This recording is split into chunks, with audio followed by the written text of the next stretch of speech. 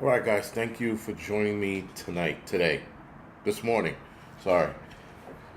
All right. Whoa. All right. So let's get it on.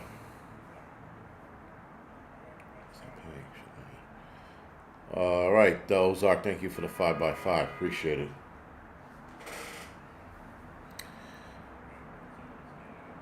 Jay, Chair. Thank you for the 5x5. Appreciate it.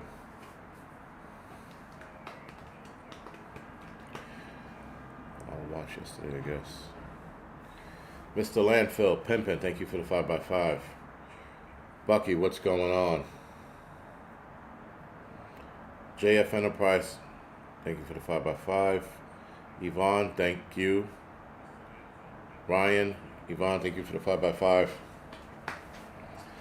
All right. So, and Strawberry, thank you for the 5x5. So, let's get this show on the road.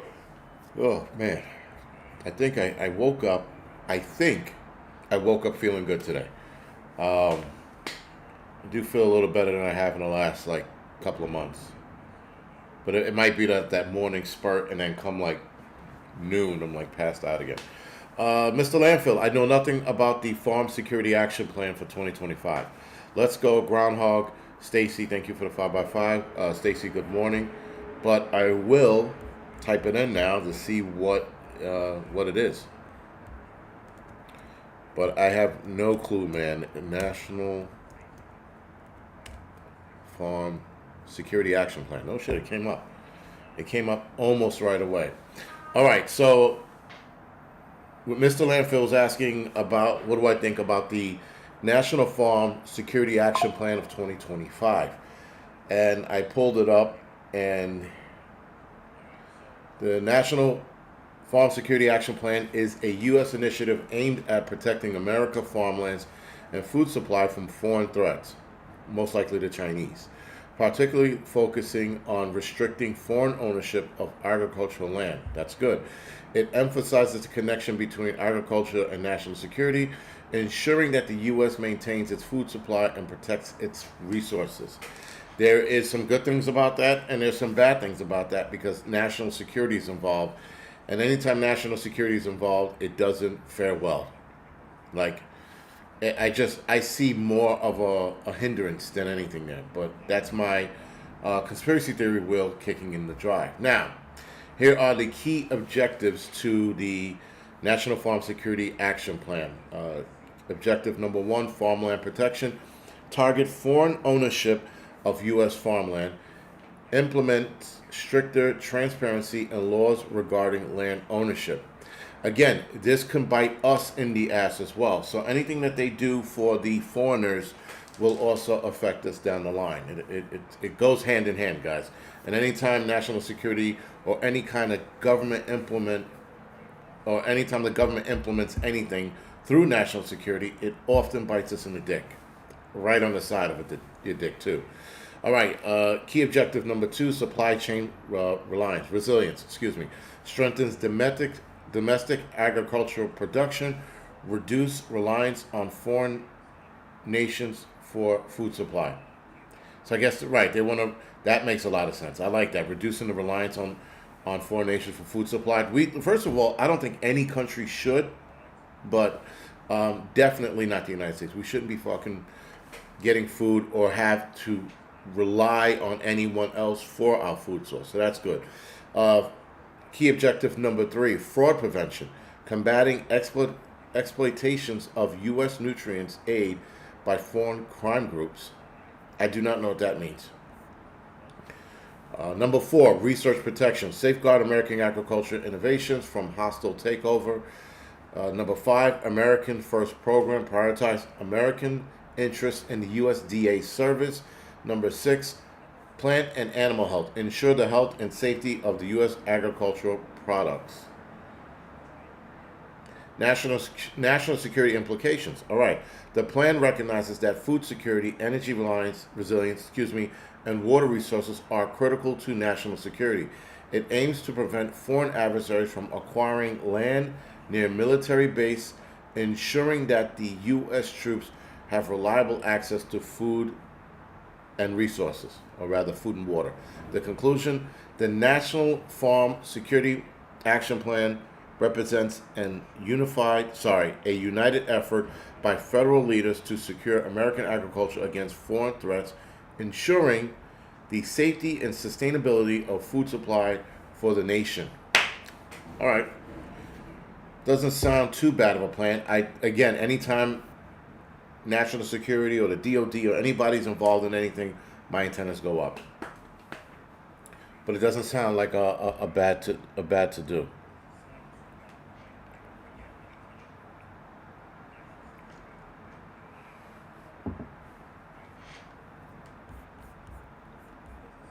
All right. That's one way to start the show off. Thank you for that, Mr. Landfill. Appreciate it.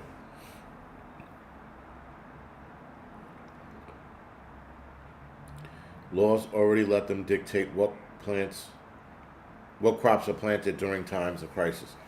Right. So if I'm not mistaken, there is like a martial law for farms, and they're told what to grow and how much to grow.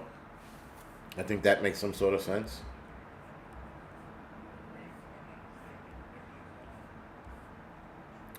Okay, hold on. My action notes didn't show up on my computer. I hate when it happens. Sometimes it takes, believe it, it's weird. It's the weirdest thing, but sometimes it takes me moving shit around on my phone or yep, there it is. Sometimes it takes shit moving around on my iPad or my phone to get it updated on my computer. All right, so first and foremost, there's another possible terror threat or probing of a terror threat. So NYPD probing terror threat for the East River bridges and tunnels linking to Manhattan and Queens and Manhattan, and maybe even Brooklyn. You got the Brooklyn Bridge, the Manhattan Bridge, you have the Midtown Tunnel that all connect on the East River, all connect Queens, Brooklyn to Manhattan. So the NYPD is monitoring a potential terror threat against East River bridges and tunnels linking Manhattan and Queens as the anniversary of 9/11 approaches. This happens every year, but apparently there was some chatter. Whatever. Two sources said what is being investigated is a threat to place explosives in the tunnel and or bridges. The sources said that the threat might be linked to Iran, but that more investigation is needed to be done to corroborate that. Nonetheless, the commissioner of NYPD said police will ramp up security even more than it typically does as the city readies for the 24th anniversary of 9/11. Next year is the big year, the 25th anniversary. So there's going to be some serious,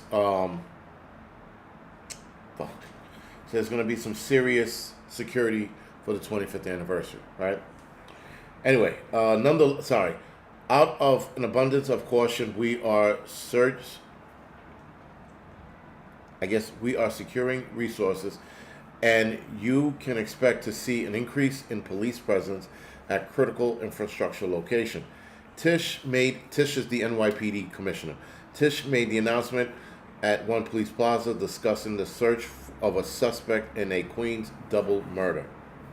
So I guess that just came up as they were looking for some guy off two people in Queens yesterday or 2 days ago now, maybe. And anyway, they're looking for the dude, and then they asked her about this, and obviously she had to answer it. So somebody a reporter probably heard about this ahead of time. Based on threat reporting, which increased this time of the year around the anniversary of 9/11, UN General Assembly and a Jewish high holiday, she said, we are monitoring the threat against critical infrastructures, including bridges and tunnels connecting Queens and Manhattan. So I guess this doesn't include the Brooklyn Bridge or the other tunnel down by the edge of Manhattan that also connects Brooklyn. Forgot the name of that tunnel. But anyway, so you have the Midtown Tunnel, you have the Lincoln Tunnel, the Holland Tunnel, and there's one more tunnel that I cannot remember right now. It's connected to the BQE. But anyway, so potential threats tend to increase around this time of the year, due to the September 11th anniversary and the UN Assembly and the Jewish high holiday, which I think is Yom Kippur, which is next week. I think it's next week. Anyway, so all of that going on, they want to secure or put extra security down at those tunnels. Now, keep in mind, if there is anything going on in that tunnel that's going to go boom, more cops is not going to stop that. It just isn't. A security system scanning each truck might slow it down, but if that guy drops the hammer and pushes through into the tunnel, yeah, all you're going to do is get cops killed. That's about it. So today we're going to mildly touch on the killing of Irina Zorutska. That is the girl from Ukraine who was murked 3 weeks ago. So this incident happened in North Carolina on a light rail system, which I guess is the above ground train system. And she was sitting in her seat minding her business. I touched on this last night. She was sitting in her seat minding her business on her phone. And the guy sitting behind her, if I'm not mistaken, his name is DeCarlos Brown Jr., he decided that he was going to, at that moment, drive a knife into her. He caught her 3 times in the chest. I'm pretty sure he nicked her heart and her lungs, just based on where he stabbed. When you watch the video a few times, you look where he stabbed, I'm pretty sure he nicked her heart. If not, he nicked the main artery leading to the heart, and he nicked her lungs as well. Because the last puncture, if you will, was pretty low, and it probably hit the top of the lung. And then she slowly collapsed and bled out. Now, interestingly enough, there were people saying that the video was AI because of her reaction. Her reaction was shock, right? There's a picture going around where you can see the look of fear and shock on her face. I've never seen a more, and I hate to say it this way, perfect picture of what shock and awe looks like. And her face in that photo was shock and awe. It was one of the pictures, the greatest examples of shock and awe. Anyway, why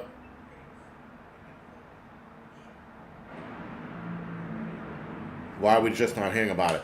Southern Cat Lady. I saw this video, or rather, I saw mentions of it probably 2 weeks ago. But again, I saw it like a week later after it happened. I didn't think anything of it. And then I played the video, and then like the video they freeze framed it when he stood up like this, ready to attack her. And I looked at it and I go, oh, that sucks. But now I dive deeper into it, or rather more information sort of comes out about it, and I'm like, oh, okay, right? So I thought that she didn't pass away, but then wind up finding out that she did. And then the story behind it is this guy had 14 criminal arrests, and I think he had one he had just got kicked loose for like a couple weeks prior, a month or so prior. And the judge, what the fuck's the judge's name? This bag of shit, she's like I'm pretty sure she's like a DEI hire, because she's not a lawyer. Her name is Teresa Stokes, right? Teresa Stokes, and she kicked loose this guy. I'm trying to see if I can find it, and of course I can't. Give me a second to find the images. I was supposed to. All right. So, of course, and the reason why I'm posting pictures is so that you guys get an idea of what this asshole looks like. That's Teresa Stokes. She's a judge. This judge has no lawyerism skills, however you want to call it, and this is why I said she's a DEI hire. To balance the racial scales of justice, they hired this asshole. And so she was responsible for kicking loose this man. This is DeCarlos Brown Jr. He looks like an asshole. Look at him. If anything on this planet reeks assholism, it's this dude right here. Anyway, this is the guy that murked this girl, who in this photo I hate to say this, it doesn't look like her at all, like not even a little bit. But this is the girl that he wind up murking. Now, obviously, she's all done up. She's got her hair and makeup on, but the girl I saw in the video didn't match this, but it wind up being her. Now, interesting information about this girl is that she's from Ukraine. She escaped the Ukrainian violence, as they were putting it, to only get knocked down here in the United States by a psych patient who should have been put away a long time ago. He should not have been running the streets. He should not have been doing what he was doing. And yet, here we are. Now, there's another side of this argument going around, and not supposedly, but there were people who watched her get poked, if you will, and they just sat there and watched. Now, there are videos that are trying to blur out the 3 people that watched her get knifed, but in every other video, you can see the 3 people who were sitting, I guess, to her right, and there's 3 people, and they watch this guy attack her, and no one helps her. Another guy comes in about 2 minutes later to try to stop the bleeding, but it was too late. Now, her artery was definitely hit because it took her 30 seconds, if not less, to pass out. So anybody that passes out that fast, their artery was nicked. If I'm not mistaken, one of the major arteries that go into the heart, I'm pretty sure was hit, or her heart itself was hit, because it took her less than 30 seconds to collapse. Now, her shock and awe on her face, as you guys will see in a lot of pictures that's circulating the internet, she had the worst look, but then she sat up and she's covering her face and she starts crying and she looks down and then her head slumped a little bit, and I was like, there it goes. I was like, it took a while. It took 30 seconds. It's pretty fast. And there was nothing anybody can do. Listen, granted, those bags of shit should have helped at some capacity. There was nothing anybody can do.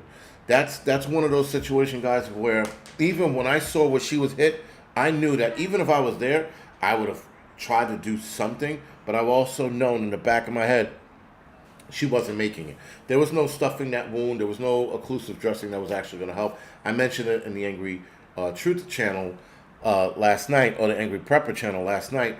But she wasn't going to. Survive that.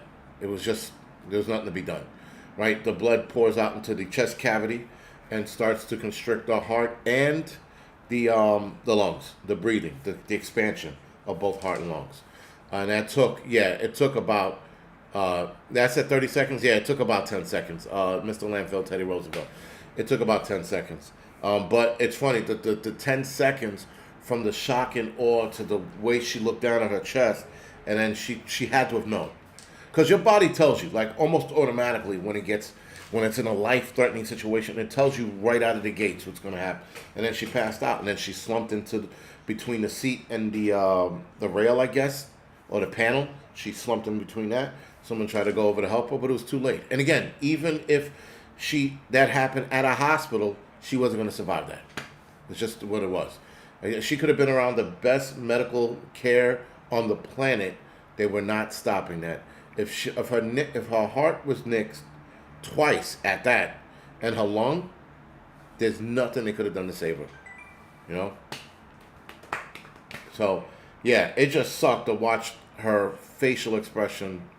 Like why did you do this kind of deal? That was the thing. And people pointed out the fact that she was a Black Lives Matter supporter and all this other bullshit. And again, the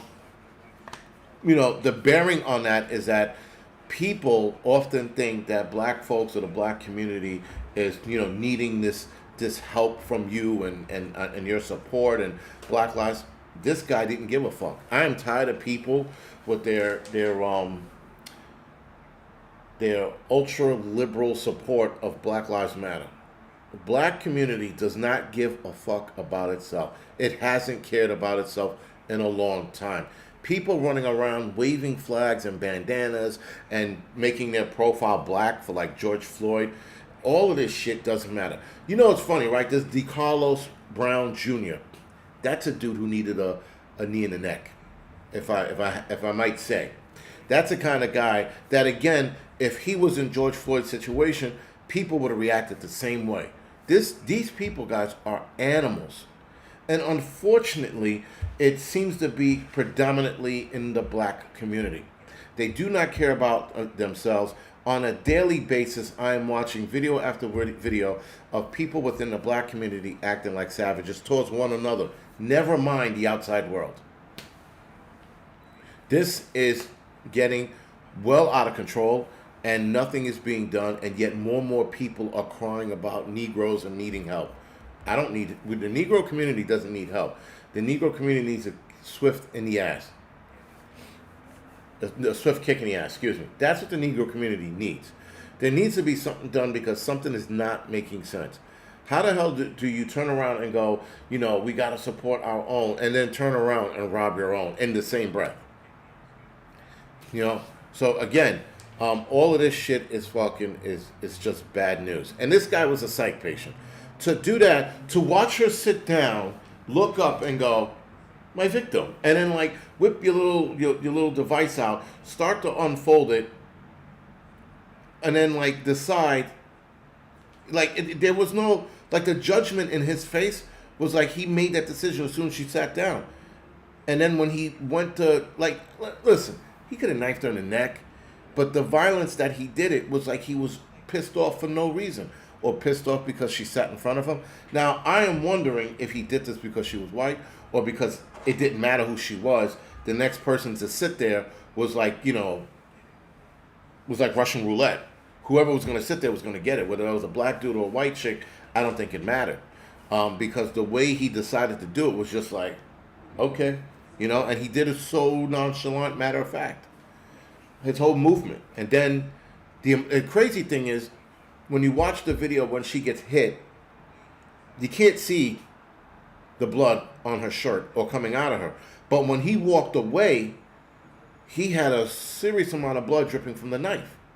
And I was like, it almost didn't correlate at first. I was like, that's strange. And he dripped the blood all throughout the light car. I was like, but you looked at her, she didn't. And he drove that little thing. I don't even have one on me here. I normally have knives laying all over my apartment. I don't have anything here. But it was a folding knife. It was about that long. He drove that thing deep in her. It wasn't her throat. It was her chest. I watched the video numerous times, and a lot of people said it was her throat, and it wasn't. It was her chest. It was directly in her chest, because she looked down on her chest. She went like this, but there was no blood coming from her neck. And then she looked down, and you couldn't see anything past her shirt. And then she collapsed over, but it wasn't her. It wasn't her neck. And Gregorio said he cut himself. All right. He verbally said twice, "I got the white girl." Again, I didn't hear the audio, but if there's audio to that, then all right. But I got the white girl. So all right, maybe he did it because she was white. But I don't know. Just the look on his face, I don't think he would have gave a shit. The guy was a psych patient to begin with. Gabby said when he left, he said, "I got the white girl." Listen, it could have been a black person that sat in front of me. Like, I got the black person. I mean, we don't know. The guy was fucking definitely wrong.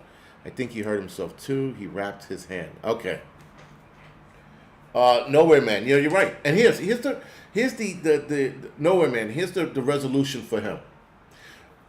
I don't understand why no one didn't beat this man's ass on the train. I don't know why they didn't go to war with him. But the death penalty is being brought out. They are throwing that word around again. And the last person to be, the death penalty in North Carolina was 2008 or 2006. I can't remember which year it was. But that was the last time they did it. And they're saying their concern with the death penalty is that the last time they had it done, there were too many drawbacks, too many doctors, and there were too many stays, and people were trying to get a hold of, they were trying to make it happen, and it wasn't. And the problem is, because he has psych issues, as his mother puts it, he was diagnosed with schizophrenia. And I'm like, I don't care what he was diagnosed with. Enough already with this, he had schizophrenia, he's sick. Take his sick ass to the electric chair. Done. There is no more making excuses for psych patients. I am tired of people looking. 2006, guys, was the last execution in North Carolina, and I'm tired of people making excuses for psych patients. Tired of it.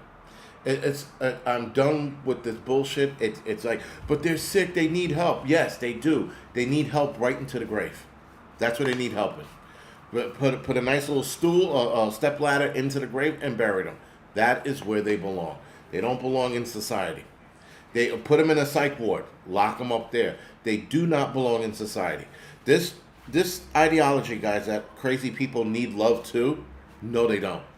They need to be heavily medicated and kept in a psych facility. That's it. This bullshit of but he needs a chance to live. No, he doesn't. Look what happens when you give these people a chance to live. Winter Homestead, I've said it numerous times. You cannot fix psych issues. You can't. It can never be done. There are doctors who agree with that, but then there are doctors who also say, but you got to give them a chance. You never know. No, you don't. Psych issues, guys, get worse. They never get better. Ever. Never, ever do they get better. You put them on medications, you are prolonging the outcome that is inevitable. Inevitable. But we continue to sit here with this bullshit and thinking that we can fix everybody. If we hug it out of them, they'll get better.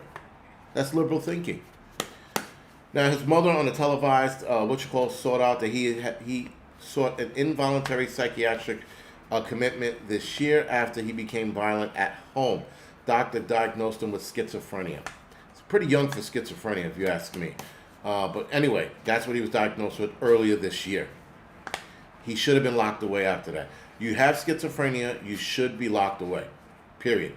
And maybe they put you in a facility where you get to roam around a little more freely, fine. But this bullshit, absolutely not. And the thing is, guys, there's too many of them. They're going back home. He had 14 chances. Yeah. He's going back home and he's arguing with his mother, and his mother has to call the cops. But I love my son. Your son needs a loved shovel in the back of the head. That's what your son needs. Let's have a group hug. We'll hug out the insanity in this guy. Anyway. So, next and last article, we're going to talk about this bullshit that got swept under the rug really fast. The Israeli official Alexandrovich, who was charged in Texas with peddling or diddling little kids, escaped the United States, or rather was released from the United States and handed back to Israel with child sex charges. Now, again, I bring this up because this is, guys, it doesn't matter whether it was Trump in office or Biden or Obama. Shit like this happens and these guys get kicked loose. Remember when the Chinese national had the same thing where he had child pornography on his computer? He had this nonsense on his computer and the Biden administration let him go back home. And people were screaming and yelling, why would the Biden administration allow this? Fuck the Biden administration. Now the Trump administration does it, and it's radio silence from the MAGA party. Now, some of the MAGA members were pissed about this, but for the most part, you still have MAGA cocksuckers who are radio silence on this. When I mention National Guards in the street, people like, well, he's trying to do the right thing by crime. It's unconstitutional. Period. There is no and if or buts about it. It's unconstitutional. And then he's letting 600,000 foreign Chinese students into the United States to go to school. Radio silence from the right, the MAGA party. Then you have this bullshit, which happened August 6th, by the way, and he was let loose. Now, according to it was Las Vegas, not Texas, sorry. The Israeli official was arrested August 6th, but the incident was not made public for more than a week later, when the Las Vegas Metropolitan Police Department announced an undercover operation targeting child sex predators. Alexandrovich was released and allowed to return to Israel after being charged with luring and attempting to lure a child online to engage in some holiday fun. Wink, wink. Right? So this guy gets kicked loose. His release without travel restrictions had led to speculation that he may have received preferential treatment. Not that he may have, he did, due to the close ties of the U.S. and Israel. But the administration of President Donald Trump has denied intervening in the case, and the local district attorney has argued that Alexandrovich's release was standard. Here goes the cover-up. Early this month, the government of Israel Prime Minister Benjamin Netanyahu falsely denied that Alexandrovich was arrested and downplayed the incident. But on Wednesday, Chechnov suggested that he had to deal with prosecutors relating to Alexandrovich's court appearance going forward. My client is not here. We have an agreement with the state, and I informed your staff earlier that he was not going to be here. It's all fucking bullshit, man. Just a yarmulke fight. Yes, it's crazy. Nobody got a waiver from my court, said the judge. No kidding. He put his foot down. Said the district attorney office had no authority to waive the appearance at a felony arraignment. This is the judge. I can't pronounce the judge's name. I'm not even going to play myself. But again, this is another cover-up. Now, this guy is going to stay in Israel. He's never going to step foot in the United States again. And even if he does, he's probably not on the watch list. Keep in mind, guys, you smoke a cigarette or vape on a plane, you are on a government watch list. You are banned from flying a lot of airlines. Diddle a kid in Las Vegas, be a high-ranking politician in Israel, and they're going to send you back to your country and then allow you to come back to this country a year or two later. So what shall the public do? The public should track this man's whereabouts. When he steps foot in the United States again, because he will, we catch him and we do some fucking shit to him. That's how we handle it. If our current administration, guys, is not going to handle it, and I'm going to tell you right now, the Trump administration had everything to do with this, because this guy got caught in a sting operation. His name was in the computer. He was arrested. He was put in a jail cell. Then he was quickly lifted out of that jail cell, put on a plane immediately that night, and flown back to Israel. So, of course, guys, that is a huge problem. And again, the Trump administration is no longer on your side. Devotee said he won't come back. Devotee, I will bet my bottom dollar he'll be back. He'll be back under another name, another pseudonym, if you will, right? A ghostwriter's name. But he'll be back because this is the only country that allows him to diddle kids, right? That and maybe Vietnam or Thailand, excuse me. But yeah, he'll be back. I could bet my bottom dollar he will. But yeah, man, listen. And the bail for him actually was $10,000. Standard bail for this kind of charge was $10,000. So anybody, upon being booked on the charge, can post a bail, get released with no conditions, and that has happened, and that's what's happening in this case. That is bullshit. During a sting, a $10,000 bail, you still have to come back to court because you got to get your bail money back. But nonetheless, this is a problem, and the Trump administration is a part of this problem. Period. And something like this doesn't get swept under the rug, guys. Not at his level, right? I mean, it gets swept under the rug for the public, for you and I, but it doesn't get swept under the rug with this. And when they heard he was arrested, I can guarantee Trump put the phone call in, kick him loose. That was it. Came from the higher up, and that or Benjamin Netanyahu reached out to local officials in Vegas. There is that possibility that he reached out to local officials in Vegas and Trump didn't find out about this till later on. There is that. I have to be a little more responsible because Benjamin Netanyahu does have some power pull here in the United States, and he can make shit happen without letting the President of the United States know. Walk all over the President of the United States. He has backdoor dealings here as well. So that could have happened.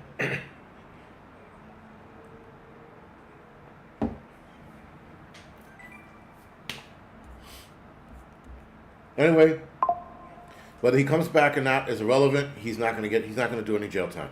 He's never going to get arrested. And that's the bottom line. So according to this article, he failed to appear to the scheduled court dealings, and weeks after returning to Israel, prompting concern that he may have fled to avoid facing trial. Of course he did. Of course he did. Because he was going to get the bail regardless, and he was going to get kicked loose and he was going to go home. They just pretty much cut out the middleman because he's an Israeli high-ranking official. Vegan, yeah, I'm drinking coffee. Today was one of those days. I was tired of my regiment. I'm like, I'm drinking coffee. I'm breaking my fast early and I'm drinking coffee because the world is going to shit in a handbasket. So I might as well. Might as well have fun today because tomorrow I'm back on the regiment. Anyway, with that being said, guys, I'm going to go off the air now. I went on a little longer than I should have, but nonetheless, it was to get all of this shit out of the way. This country is falling apart. This world is falling apart. And every day, I'll report a little bit of it during my live streams. But outside of that, guys, thank you for joining me. I appreciate it as always. And I will see you guys tomorrow for the doubleheader because I decided that I'm going to take Friday night off. I don't want to do this shit Friday night. Anyway, other than that, thank you for watching, guys.